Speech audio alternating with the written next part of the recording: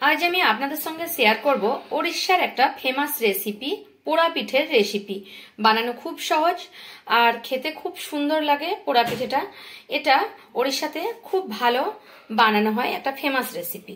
চলুন তাহলে দেরি না করে দেখে নেওয়া যাক আমার আজকের ভিডিওটি। পোড়া পিঠে বানানোর জন্য আমি এখানে চালের গুঁড়ো 2 কাপ নিয়ে নিচ্ছি। এখানে 1 কাপ নিলাম আর এই যে আর 1 কাপ কেটে নেব। এটা বাজার থেকে কেনা চালের গুঁড়ো, আপনারা চাইলে ঘরে চালের গুঁড়ো করে নিতে পারেন। এখানে আর 1 কাপ চালের গুঁড়ো আমি নিয়ে নিলাম। এখানে একটা ফ্রাই প্যান বসিয়ে নিয়েছি আর এই কাপের আমি যেহেতু 2 কাপ চালের গুঁড়ো নিয়েছি, 4 কাপ জল এই ফ্রাই প্যানের মধ্যে দিয়ে দেব। এখানে আমি 4 কাপ জল দিয়ে দিয়েছি। এখানে গুড় নিয়ে নিয়েছি, গুড়টাকে আমি ভাঙছি না, এভাবেই দিয়ে দিচ্ছি। গুড়টা দেখুন দুটো এরকম আছে, এটার দুটো নিলেই হয়ে যাবে। দুটো ঢেলা নিয়ে নিলেই গুড়টা কিন্তু মিষ্টি হয়ে যাবে। 2 কাপ যেহেতু আমি নিয়েছি, 1 কাপের জন্য একটা আর 1 কাপের জন্য একটা, তাহলেই হয়ে যাবে। এখানে আমি একটু আদা থেঁতো করে আর 2টো ছোট এলাচ নিয়ে নিয়েছি, জলের মধ্যে দিয়ে দিচ্ছি। আর নিয়ে নিচ্ছি খুব সামান্য পরিমাণে নুন, কারণ মিষ্টির জিনিসে একটু নুন দিলে ব্যালেন্স করে, তাই নুনটা দিয়ে দিলাম। আর এখানে আমি অর্ধেকটা নারকেলকে কুচো করে নিয়েছি, অল্প একটু তেজপাতা নিয়ে নিয়েছি এভাবে। আর এই নারকেলটা আমি পরে দেখাচ্ছি কি করব, সাইড করে রেখে দেবো। আর এই যে নারকেলটা, এটা আমি গ্রাইন্ডারের জারে একটু পিষে নেব।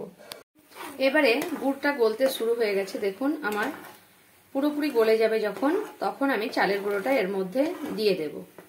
এবারে ফুটতে শুরু করেছে, একদম গুড়গুলো গলে গেছে আমার। ঠিক এই অবস্থাতে আমি অল্প অল্প চাল গুঁড়ো এভাবে একটু একটু করে দেব আর এভাবে আমি মেশাতে থাকবো, নইলে এক জায়গায় হয়ে যাবে। এভাবে মেশাতে থাকবো আমি চাল গুঁড়োগুলোকে, আর একদম লো ফ্লেমে দিয়ে এভাবে আমি হালকা হালকা মেশাতে থাকবো। আর এভাবে একই সঙ্গে এভাবে এক হাতে ঢালবো আর এক হাতে মেশাতে থাকবো। সেই কারণে আমি ক্যামেরাটা একটু অফ করছি, আপনাদের দেখাতে পারছি না, এক হাতে আমি মোবাইলটা ধরে আছি সেই কারণে।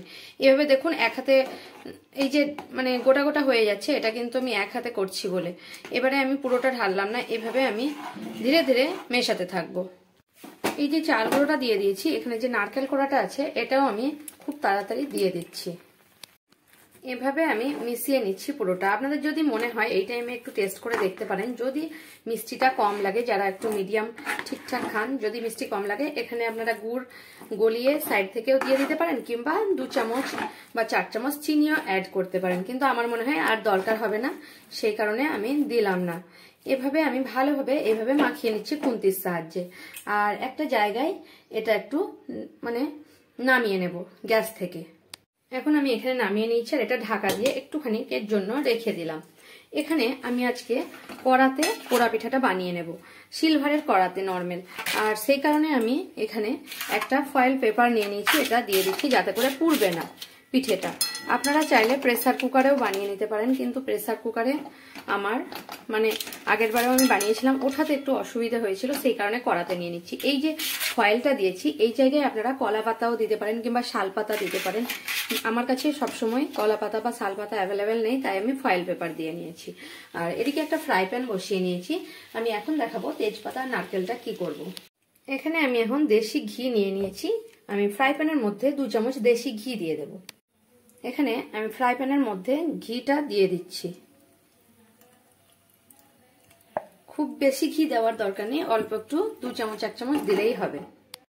এবারে ঘিটার মধ্যে আমি দিয়ে দিচ্ছি নারকেলগুলোকে, আর এখানে তেজপাতা দিয়ে দেব।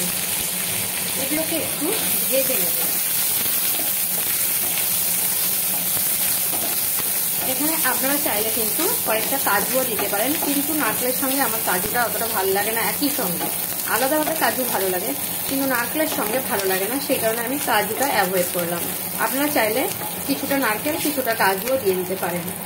নারকেল আর তেজপাতাটা আমার ভাজা হয়ে গেছে, গ্যাসের ফ্লেমটা অফ করে দিলাম। আর এটা আমি এখন নিয়ে নেব। এখানে একটা থালার মধ্যে ফয়েল পেপারটা দিয়ে রেখেছি, এখানেই নিয়ে নেব আমি এভাবে।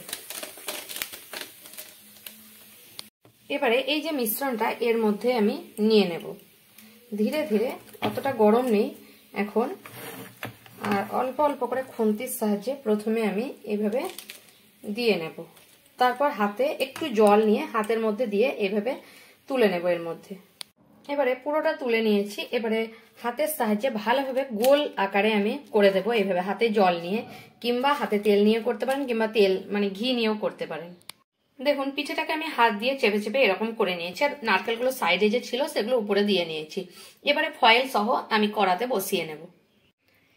এবারে ফয়েল সহ আমি কড়াতে বসিয়ে নিলাম, আর গ্যাসের ফ্লেমটা একদম লোতে করে এটাকে ভালোভাবে আমি ঢাকা দিয়ে নেব।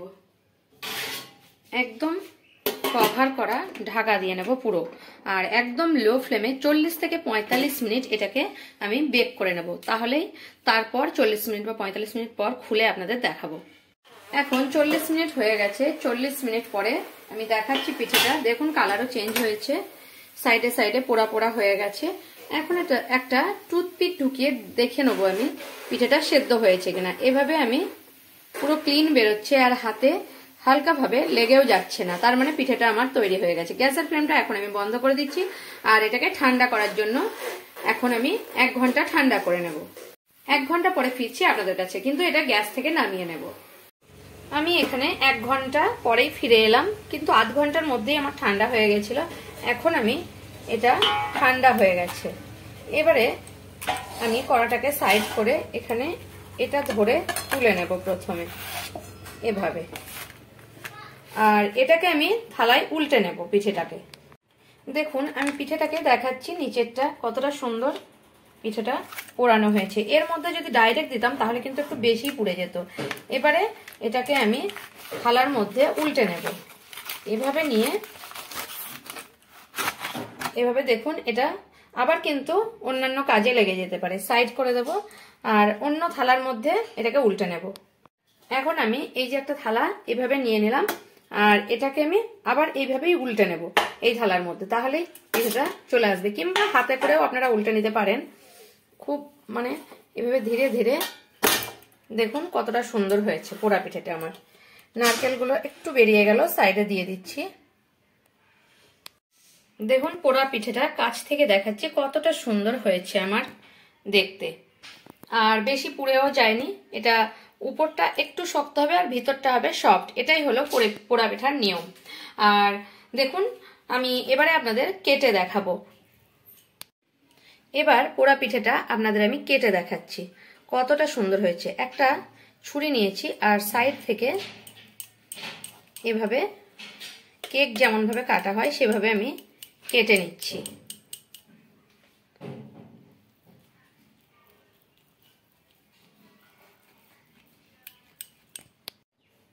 এবারে দেখুন কেটে নিয়েছি, কতটা সুন্দর হয়েছে আমার পোড়া পিঠেটা। কতটা সফট ভিতরে, আর উপরে একটু মানে খুব বেশি শক্ত না, হালকা শক্ত, আর নিচেরটা মানে ভিতরেরটা নরম। দেখলেন তো কত সহজে পোড়া পিঠেটা তৈরি করে দেখালাম। আমার ভিডিও যদি আপনাদের ভালো লাগে তাহলে আমার চ্যানেলকে সাবস্ক্রাইব করার অনুরোধ রইল, আর কমেন্ট করে জানাবেন পোড়া পিঠার রেসিপিটা আপনাদের কেমন লাগলো। যদি ভালো লেগে থাকে তাহলে একটা লাইক করতে ভুলবেন না, আর প্রচুর প্রচুর শেয়ার করবেন।